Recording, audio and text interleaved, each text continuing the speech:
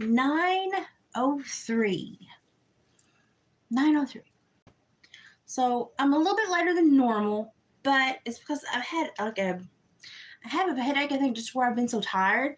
And so I tried to lay down for a couple minutes. Never really succeeded in getting a nap, but I did get to rest for a couple of minutes. Had a couple of onions ask about some of the easier things that I have made over the last couple of days.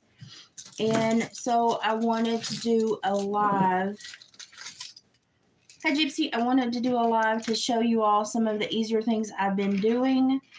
Because sometimes when I get stuck on those bigger projects that take me days and days and days and weeks to complete, sometimes I just need to do something super easy. Thank you. I'm actually starting to tan a little bit, so I think I feel better for, I guess if nothing else, my B12 and vitamin D are finally starting to go back where they're supposed to. But when I get on these big, huge craft events, and I work on these things that take me literally, sometimes weeks to complete, or I have to wait on special things to complete them, and it takes me weeks to get all the orders in and to be able to afford everything to put them together. Sometimes I like to just do simple things that is like instant gratification because we all need that sometimes.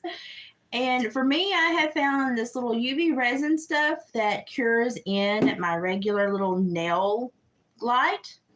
And so I'm going to show you a couple things. I'm going to show you, I had a request for a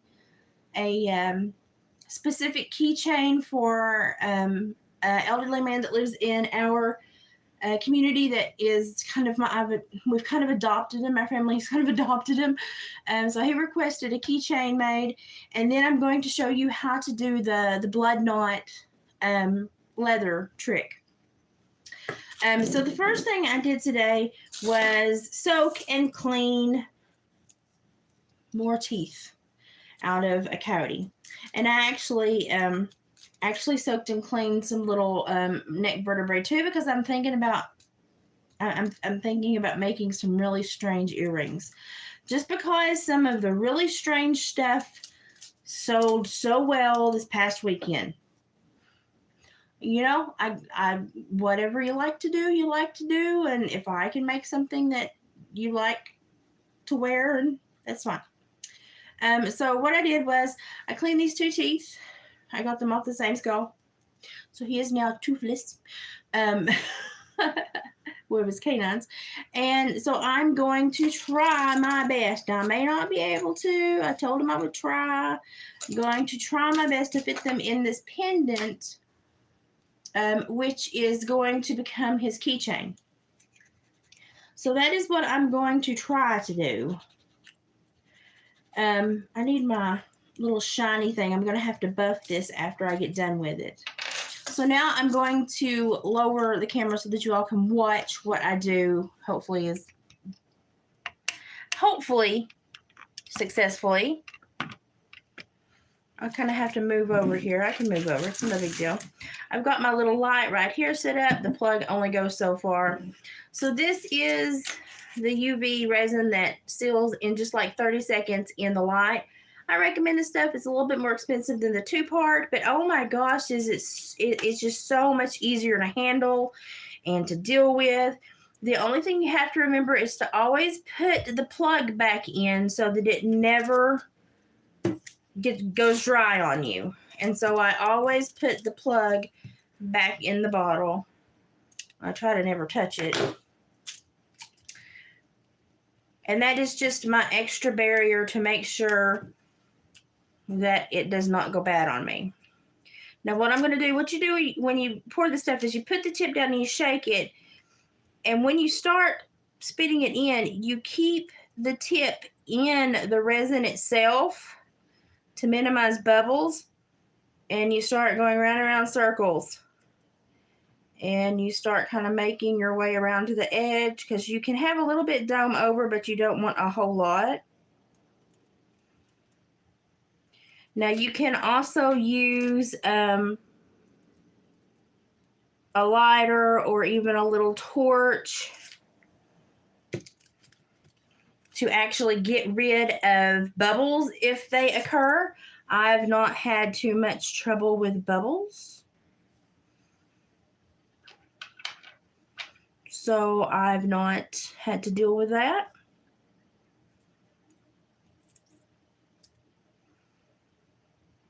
Now, as long as part of this tooth makes contact with the resin,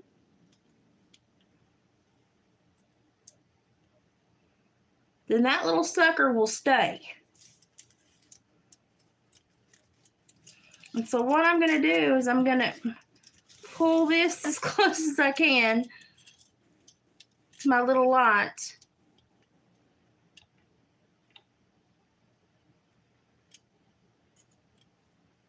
We're going to say a little prayer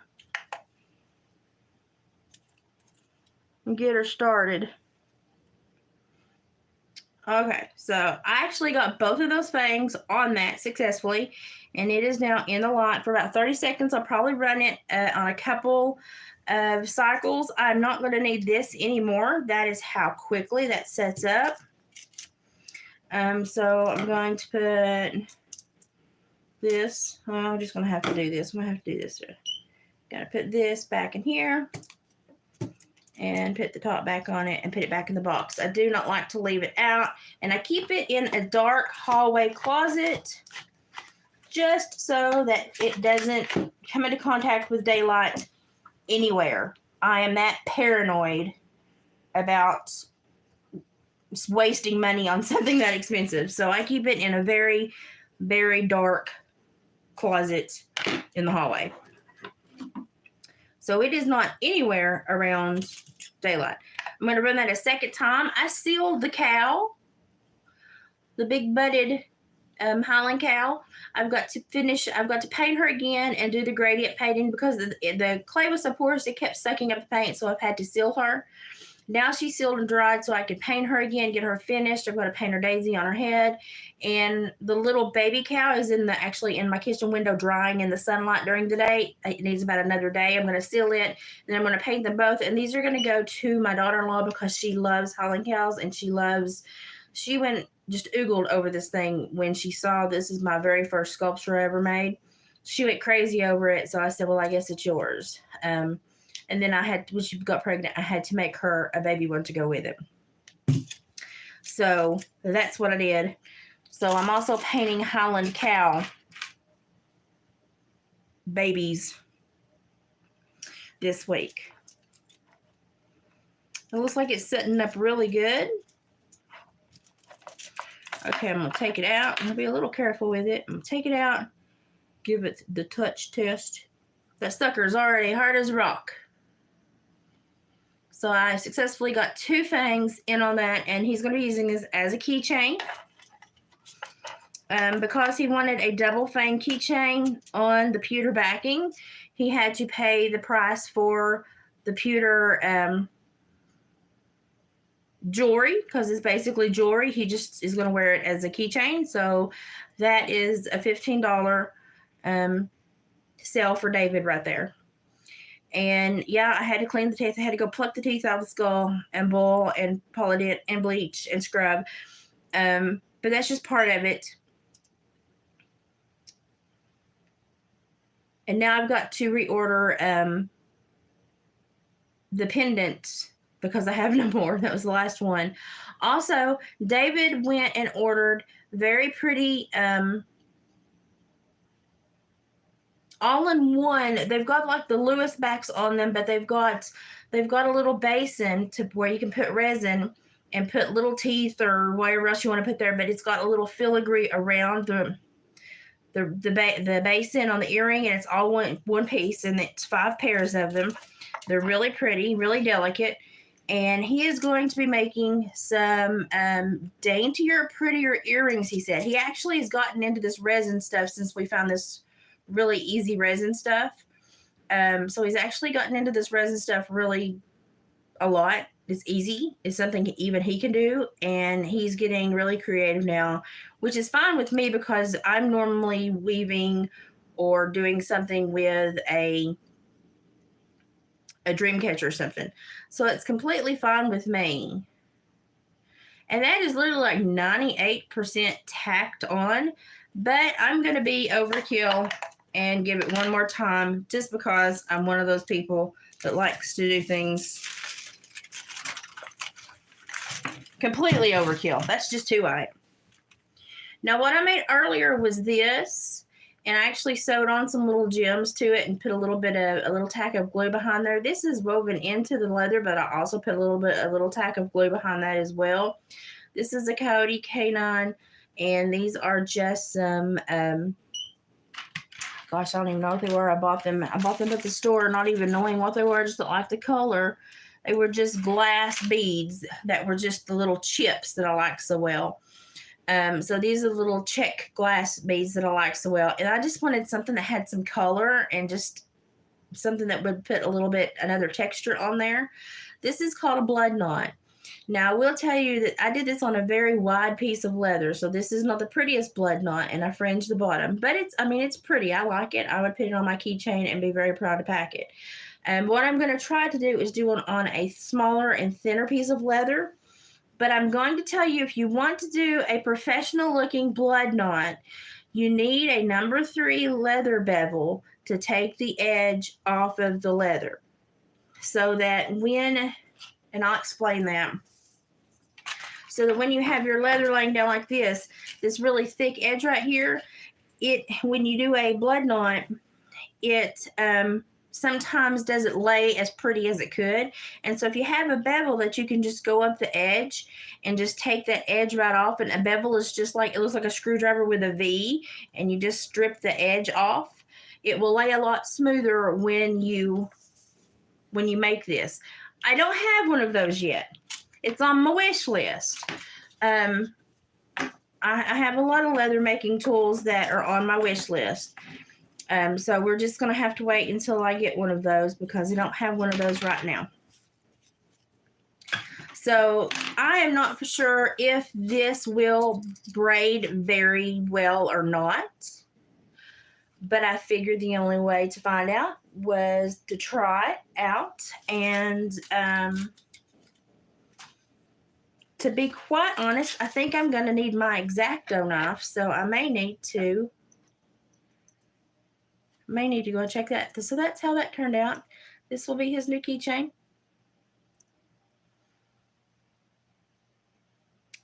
And that's very manly, if I must say so myself. So I guess he can show everybody his big coyote fangs now when he pulls his keys out of his pocket. That's very pretty. I'm going to leave that right over here. Let me get my X-Acto knife. I thought I had it, but apparently I did not. I dropped my pillow. I try to hide my X-Acto knife to where when I go to grab it, I won't immediately cut my finger open because I have a bad habit of putting things to where when I grab them, I will cut stuff. Kind of like to hide things that are dangerous to where when I go and I have to grab them, I don't accidentally harm myself. Because as you all know, sometimes when I go to grab things, my hands don't always go the right way. So what we kind of want to do is we want to have our keychain. We want to have our leather. You want to decide what side of your leather you want to be the right side. I like the shiny, but I also like the suede. I think the suede will look better when it's braided.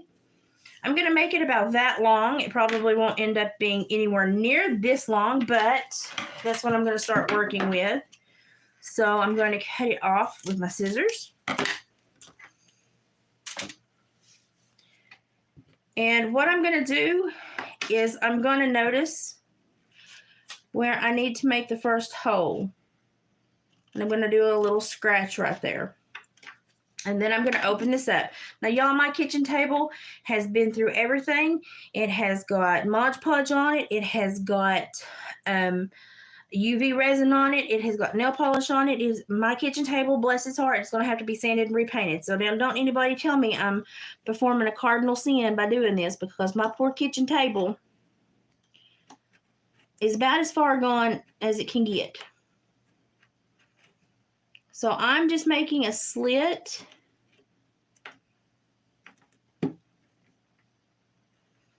And I don't think it needs to be super big because this is a thinner leather and I've never done one with a thin leather.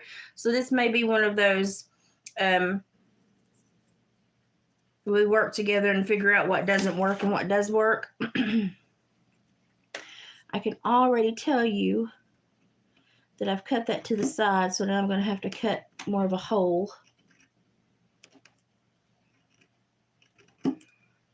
The first one is always the hardest because it's always the scariest to start. I didn't think my scissors would really work, so that's why I got my X-Acto knife, but my scissors may be better suited for this. Now what you've got is just a little hole on the front. You're going to take this back string and you're going to push it through the hole in the front.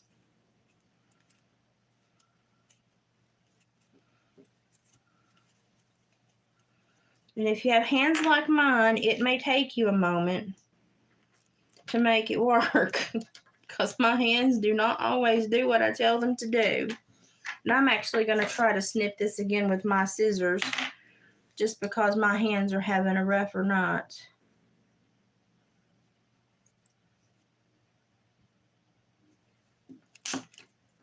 Yeah, I think we're going to be using the scissors on this one. Okay, let's try this again. Just going to push that back string through the hole. And if you're seeing my coordination problems tonight, it is from where I overdid it during the weekend and my hands have decided they want to check out on me for just a little while.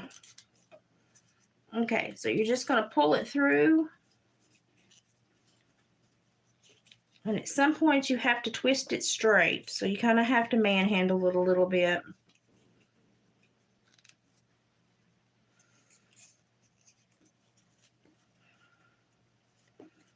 Now the first one is always the ugliest one. And it looks like it's going to be absolutely ugly until you get going. And then you get going and it turns into something magical. Okay, so now I just kind of tweak it around and make sure I pull it. Make sure that it's tight. I have a little extra there I'm going to pull off. So there, that's what the first one looks like. Now we've got this one in the front. We're just going to cut a little slit there. And we're going to pull the other back one through it. I'm going to try to use my scissors because my X-Acto knife and my hands don't quite seem to be meshing tonight. And we don't need to have any huge accidents for me today. And now that we've got another slit cut, we're just going to pull the back one through the slit through the front again. And this is potentially something I should probably do on a better hand day, but just trying to kind of get the gist of it myself and show you all how to do it. It doesn't really matter what it turns out looking like. Now, sometimes your leather will twist like this and you just kind of have to manhandle it and say, no, ma'am, you may not do that. You're going to lay right. And sometimes it's nice if you have a needle or a screwdriver or a pair of pliers that you can kind of manhandle it with and pinch it. And there's the second one. Now, I know how to do this because I used to show horses. And I used to like to add pretty things onto my saddles. So when I was young, I did this a lot. And it was a great way to make a really quick lead line. It was a great way to repair a bridle or a broken curb chain. When you were out in the woods on a trail, it was just really handy. So it's something I've always known how to do. Because, you know something, when your horses... tack messes up and you're 7 miles on the back country and you ain't got a Chicago screw, you're foobarred unless you know some of these leather weaving tricks. So all you do is continue to cut the slit in the front and pull the back one through.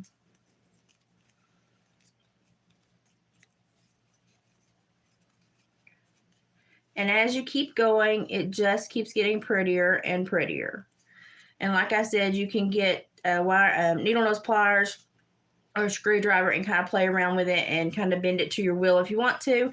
If you want the edges to be smoother, you buy the bevel and you bevel the edges. I don't really mind the edges not being smooth, possibly because as they wear, they kind of smooth themselves out anyway, so I don't really mind it. And we're just going to keep going. Now, if you have a really strong leather needle, you can actually sew beads as you do this as well, or conchos or anything else that you may have. I like them plain, but I'm actually thinking about possibly trying to resin some chips, some of those gem chips at the bottom when I get down to the bottom. So we'll see what that happens, what that looks like when I get down there. That's my plan. Not saying it's gonna work, but that's my plan. So you just keep going and you just keep making your braid. And the back side, I mean, honestly, is just as pretty as the front. So you just keep going. They look much better in person, and actually after a couple of days, if you have neat's foot oil, it's really great if you can rub some neat's foot oil on there. Vitamin E oil, if you have the vitamin E capsules, you can pop a hole in it and rub it in, and will soften it up a little bit. It's just skin. So anything that you would use to soften skin, you can use to soften this as well. The closer you do make your slits, the better the little braided part looks. So I'm trying to be careful and do the best I can with my hands that are not wanting to really follow my lead right now.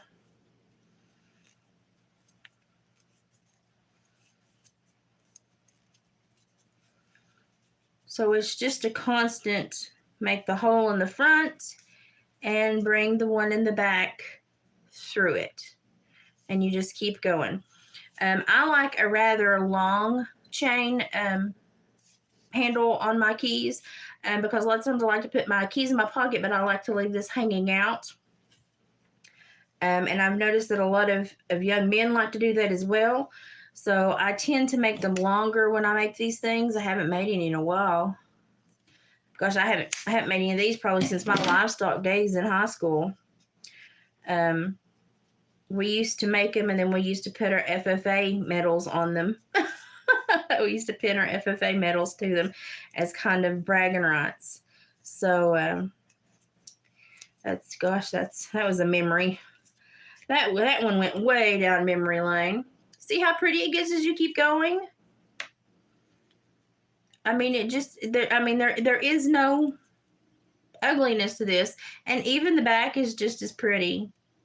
I've got one kind of twisted, but you can kind of fix with it and get it all going. But there really is.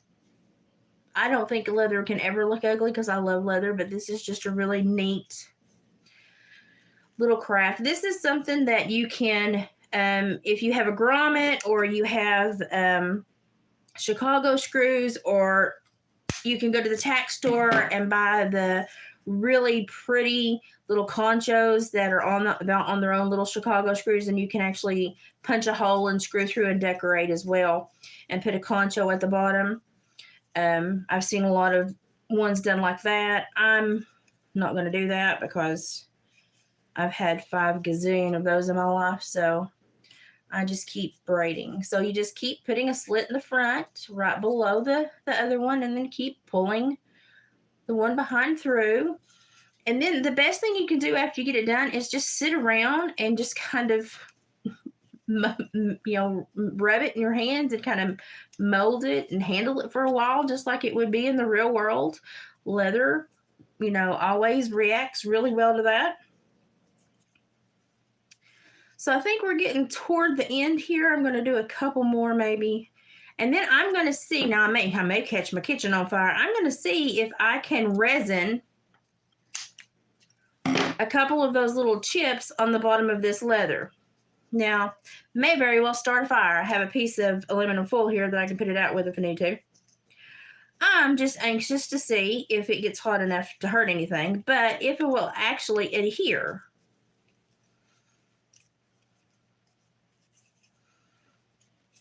And, you know, curiosity killed the cat.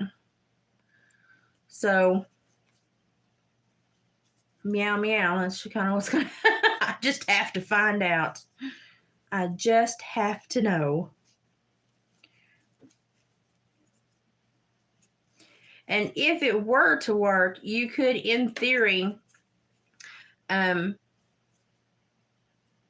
fill these little holes back here with like, I don't know, like a cotton ball or something so it wouldn't seep through because it sets in like 25 seconds, and then put a little bead in every little triangle where it splits. So if you really wanted to doll it up, I guess you could. I just have never put leather and resin in the same thing before, and so I don't know what it's going to do, and I guess we will all find out together. So we might ought to have had Kim on this live feed just in case she needed to call her firefighter hubby. If it starts smelling funny, I will take it out immediately. Y'all don't have to worry about that. Okay, so I think that's going to be my last one to come through because it's getting shorter in the back. What I'm going to do is I'm going to cut these the same size, but I'm going to cut them going opposite ways.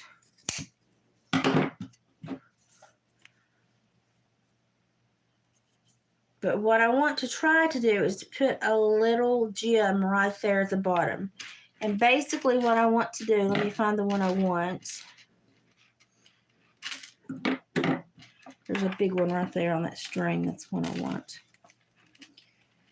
I get particular when I buy these big strands of gems. I want to put that one right there. And so in theory, one little dot and about 15 seconds and it should be good. In theory. So let's test the theory. I may be basically just showing you all a very funny what not to do with this stuff. We'll see.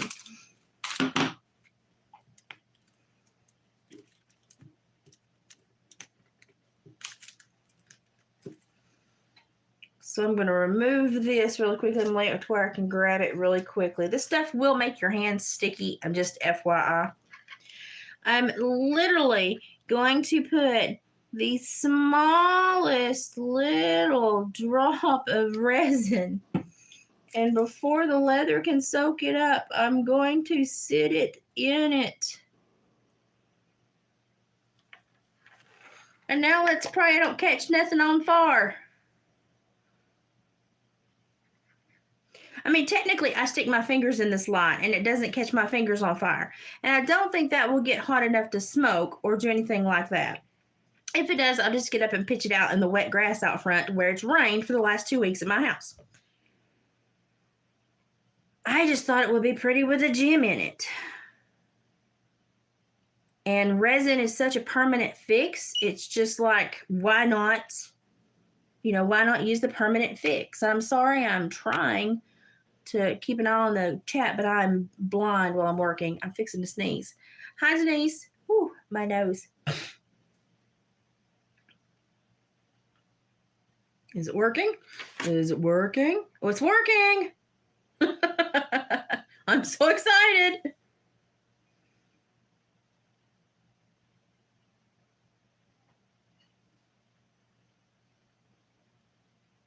It's working.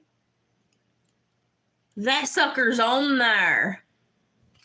Look at that, y'all. Isn't that pretty? Is that not pretty? Now, you can probably do several and overkill it. I don't want to overkill it. I'm really good at gomming things up, and I'm trying to gom things less as I get older. But I just wanted it to look really simple and to be a pretty keychain for somebody that may get it.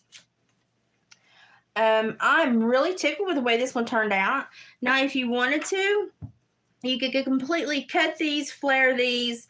If you have better hand strength, that's great. Go for it. I do not have the best of hand strength, so I'm not going to be doing that. I'm amazed that that is stuck on there so good. I think this is adorable, and I think this is something that, you know, somebody that wanted a rugged keychain, you could even like put a coyote tooth there if you wanted to. Ooh, should I go get a tooth? That makes me want to go get a tooth. But you could just make these, and literally you can get these at the Amish leather shop in bundles for like $3. And all they are is split rings that you can finish. And you can make, you know, 30, 40, 50 of these out of $3 of material. These things come in huge bags. You buy, buy $9 and you've got like 50 of them. And these little strings of beads are like $3.83 at Walmart. This is, something that you could craft and make. And little things like this sell really well at little vendor sites because people always have, $3, $5, $7 they'll spend on something because they want to have a memory of that day that they spent wherever they went. So this is really cute, and I really like the stone at the end. That's probably my favorite spot. So that one, I don't know, I might have to pack that one myself. It's awfully pretty, but probably David will want to put it in the store. While I've got this out, I shouldn't have done that. Well, I hot glued this one, and I think it's actually going to hang in there really good. And the leather was a lot. See how bendable that leather is? The leather was a lot more pliable. So I used hot glue on this one. So I think it will probably hang in there as well too. But you see how the wider leather makes a bigger knot? The narrower leather makes a really pretty knot. If you can get buckskin leather, you can make really minuscule, tiny knots that you can really turn into something super fantastic. I mean, they're really beautiful. I love that set up so quickly, and I'm going to give it, because I'm OCD, I'm just going to set it through a couple more times. And I learned, well, I didn't learn, but I also know a braiding technique. But I don't know if I can show it to you all. I don't know if I have a way to. It's a way that I'm going to start braiding stuff for my feather drops. And let me do this. Hang on. Act like this is a extension cord. 1, 2, 3, 4, 5. Is that 5? 1, 2, 3. No, one more. 5. Okay, so I just wrapped that around and made 5 really long loops. Let's see. That's 1, 2, 3, 4, 5. So up at the top, I'm going to cut it. And then I'm going to cut me a piece. Now, this may not be the best material to show you how to do this on. It really probably should be, work with me here, bud, work with me. It really probably should be something a little bit more supple, that works a little bit better. But we're going to work with what we got, because that's how we do it around here. I'm going to tie the top in a knot. So I'm just tying the top. I'm just pushing it through and tying it into a knot.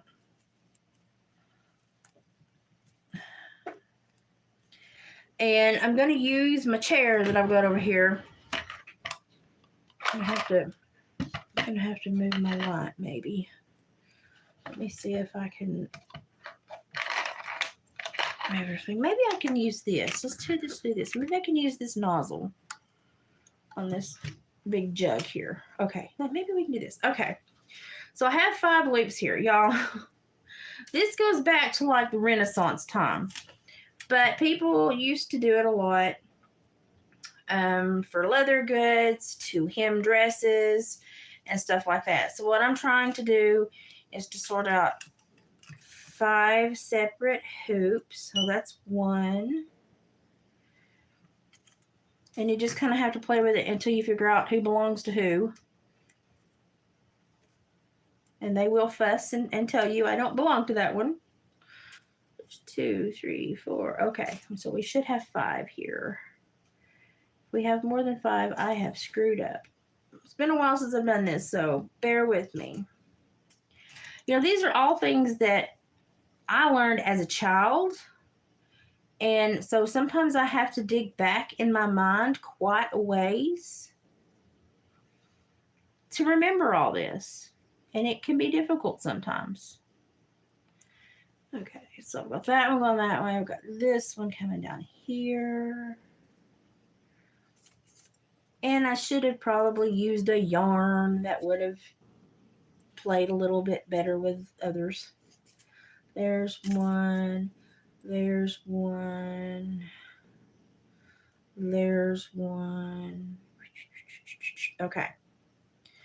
So what you want to do is you want to have 2 over here, and then you want to have 3 over here.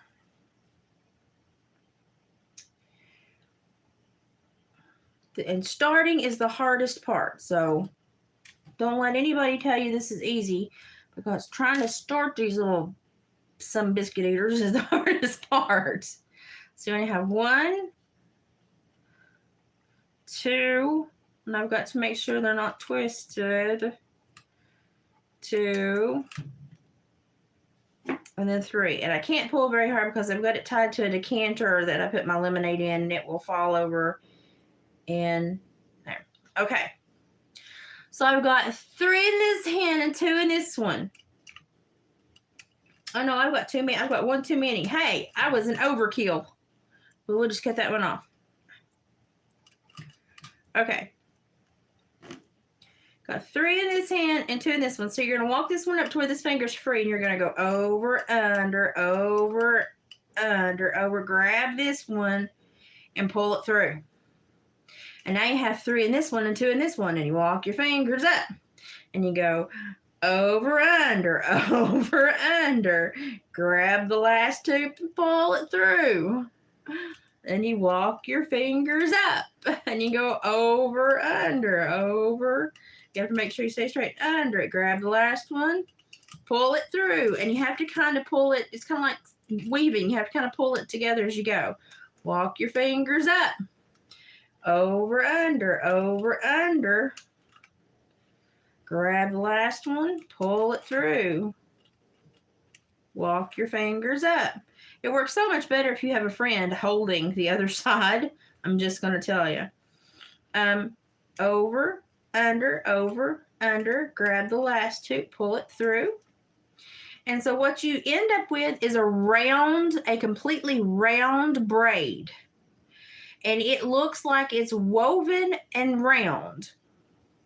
And let's do a couple more, and then maybe we can see what it looks like. 1, 2, 3. Oh, I should have used an easier, I should have used an easier string to work with. So, because I don't think this one's going to show you what it looks like. But it starts well, if you can see, it starts a round braid. And it almost looks like a fishtail braid. And women used to do this with silks and embroidery thread and actually make the hems for all the dresses and the laces for the dresses back in medieval times. And I'm going to start lacing these to make my feather drops for my dream catchers.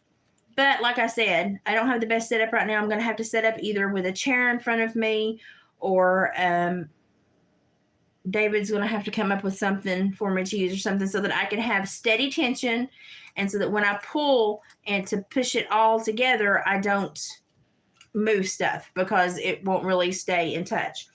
But if you want to check that out, there is a lady that has a channel. Gosh, I don't know her last name. I think her last name's Donner, because I keep thinking, like, was she in the Donner Party? But she does a lot of it. She did a really, really intricate one months ago, and it was actually the one that the grandmothers would teach in the tents when everybody had the council meetings and stuff. I never could learn it because you held your hands together, and when I was like 9, 10, it was like, I don't know what you're trying to do with this. But as I got older and I saw that, you could do it with just the 5, and, it had a much easier rhythm to it. I thought, okay, I can do this. So I braided a few things. I braided some hat bands for some of my cowboy hats. I braided some necklaces out of some really thin leather. And I have some really thin rope leather here that I might try to braid into some bracelets and stuff. And so I got to where I would braid it quite a bit. And when I got bored, I would also go to the barn and braid the grass strings and make huge long ropes of grass strings that I could use to, like, tie up the chicken waters or, fix the gates, I mean, I would make everything. I would hang Mom's Japanese beetle traps from my woven grass string because they were that strong. They were so strong. Because you can imagine if you've got 5 loops of grass string, it was like that big around, and it would hold anything all summer long and it would never break. And so, I was quite the little, braider in my day when I was younger. But it was just really easy to do and interesting to do. And when you were bored and it was a summer day and there was a rainstorm and you had to sit in the barn for 20 minutes, wait for the thunder and lightning to pass, it was something you could do and then hang on a nail on a post and then come back to in a few hours and finish. I even actually braided a couple of halters, a couple of rope halters for horses out of it. Was a really easy thing to do. Really enjoyed it. And I think I'm going to start doing it again for my drop feathers because I don't mind putting a bead over them and dropping them. But what you really should do with your feathers, and these are almost too small, but some of the bigger ones, you should actually take it and about right here, about halfway down, cut half the feather off, half the stem off, and then fold it over and wrap it. And then you have the hoop and the feather where it will hang straight. But it's very difficult to do that because most of the feathers you get now are so small. And the feathers that they did that with back in the day were for, like, ceremonial dress and stuff. And so they were a lot larger and had a larger stem and, just a larger quill to work with. And so it's a little bit harder to do that with the smaller feathers. And that's why I normally wrap them with jute, leather string, or do beads and glue. I'm also going to start incorporating a lot more resin so that I have a whole lot less glue issues. I don't mind my hot glue, but it's a mess sometimes, and I would sometimes really just rather prefer resin. I love this. This turned out so good, and I know he's going to treasure it forever.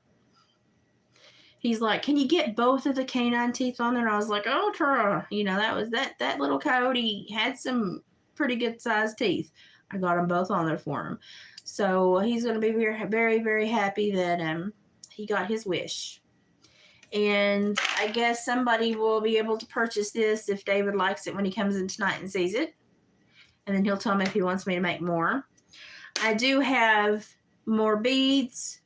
I bought turquoise twine to weave with and a mixed dose of feathers, some of which were also turquoise. I've gone to the dark side. And I've got multiple colors. I've got a dark blue, like a dark blue turquoise, a light turquoise, a maroon. I've got my white twine beige. I've got my beige jute. I've got some more beads and gems coming in. And I've got some more jewelry wire coming in because I'm down to here. This is scary. I'm down to here. So I've got quite a bit of stuff ordered so that I can get back at it.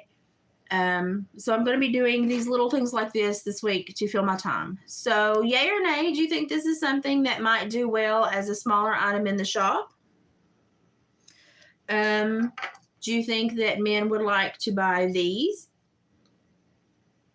And do you think if women could buy them with filigree around the edges, if they might be more inclined to buy something that had a bone in it if it had a filigree edge? Those are kind of like my questions. Is if it had a more decorative edge, would a woman be more inclined to purchase it?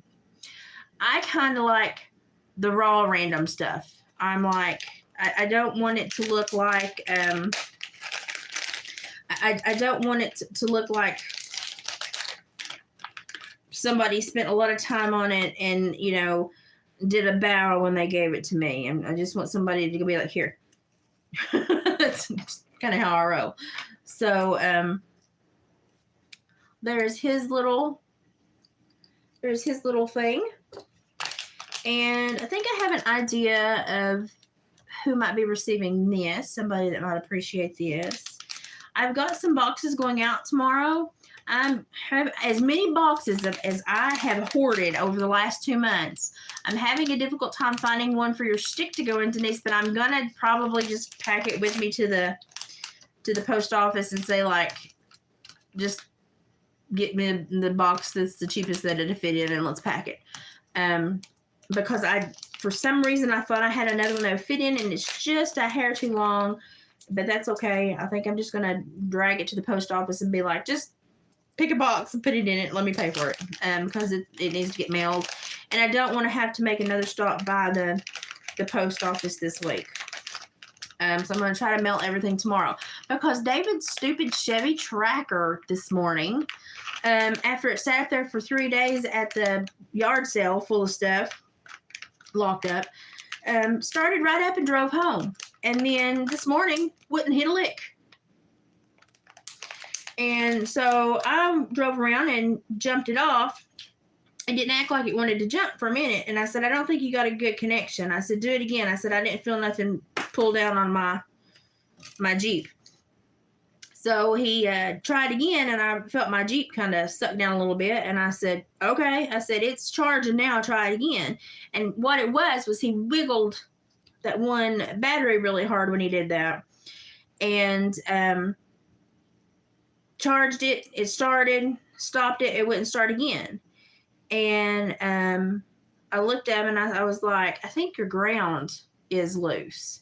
He's like, well, how would I know? And I said, well, you could grab it and it would shock the heck out of you if it's loose. And he was like, no, I don't want to do that. And so we took the battery and had it tested. And sure enough, the battery was fine. So we've got the ground's loose somewhere. So he's going to have to crawl through it and try to figure out where the ground is. Now, look, if I painted these turquoise, I'm sorry, it's their vertebrae, but wouldn't that be cute? You know, I mean, I know it's neck vertebrae for my Cody, but would it still not be cute? You know, especially if I like glued them to where they hung with the spike down, would they still not be? Would that be so cute? I would totally wear those everywhere. Or I could drill through there. Well, no, I don't want to drill through that. I could drill through there and wear it. And I would totally wear that. Am I just strange? Is anyone else strange like me? No? Okay, just me. But I'm seriously thinking about painting these and making these into earrings and affixing them with resin so that they stay where they're supposed to stay when I put them there. And I'm going to paint them like a really loud turquoise color and maybe even do some detail work on there. And I'm also going to be cutting some leather and doing some faux feather leather earrings with resin beads on them. I don't know if I have enough here to show you. You know, I normally have 5 gazillion scraps right around me. Oh, there it is. Hey. So just a piece like this.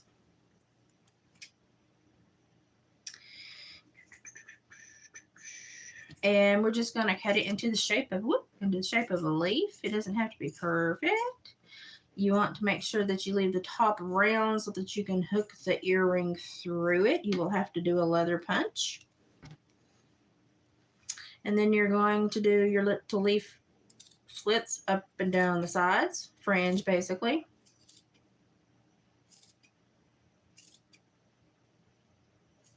And honestly, if you have a sanding block and you can sand this and rough it up, it's cuter. I mean, I'm not going to lie to you, it's cuter that way. I'm trying not to cut far enough to cut into each other. So you just make a bunch of little fringe on both sides. I like them really fringy so that after you wear them for a while, they get a little wild. They get a little wild and woolly. So all I did was fringe that up. And you kind of can rough it up. Make them look a little rougher if you want to. And then you take your hole punches. Y'all know how much I hate hole punches. And you want to go to your smallest hole punch. Your smallest hole punch. And you want to make sure you stay well inside the leather, and you want to put it equal distance so it will hang nicely. Y'all, when I tell you my hands are having a bad day, I mean my hands are having a bad day. I normally used to have so much hand strength, and I ain't got diddly squat no more. Let's see if that went through. Okay, that went through. Now here is the only thing. So when you punch them, the one that is going to go on this ear needs to be slightly inside. The hole needs to be slightly in this side so that the bulk of the earring hangs that way. Otherwise, it's going to hit her cheek and she's going to be upset about that.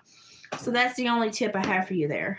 And then you can rough these up, and I could put little shells on these and make a set of earrings. Or I could sew beads if I was so inclined to spend that time. I am not tonight. But I wouldn't mind to put a couple of beads on here. Let's see what this would look like. I mean, I've already got beads all over the kitchen table. Why not just put them all over? Let me get my resin back out. Well, I mean, this resin has covered some miles this evening, ain't we? Okay.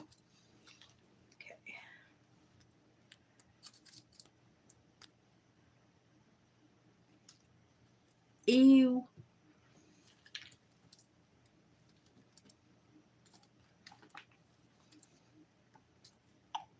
It does make your hands sticky, I'm not going to lie. I mean, it really does make your hands sticky.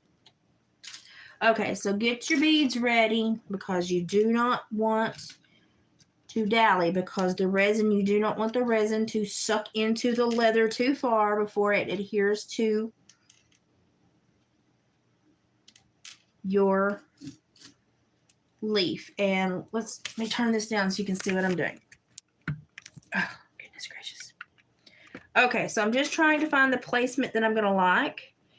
And I think the placement I'm going to like is going to be kind of spastic down the middle. Or I could just do a line.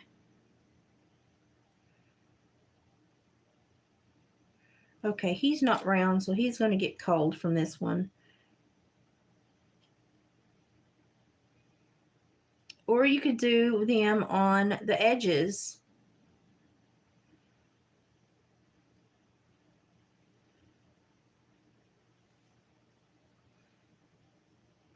Or you could do a circle. I kind of like a circle. You could do a circle in the middle.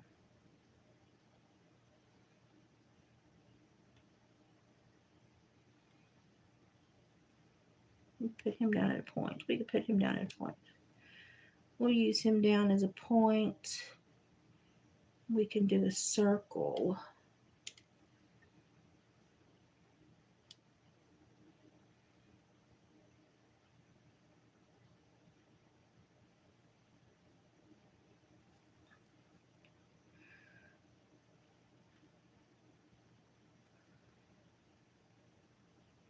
almost makes me want to get turquoise ones and put turquoise ones in the corners. And that may be what I do. I may wait and do that. But so what I may do is wait and get turquoise and put turquoise one on each side of the feather. And I may actually paint and then put the beads on and then put them. But then just put your little bit of resin on there, pop it in, and let it go. Now what I'm going to do is I'm going to get the one that's got the biggest.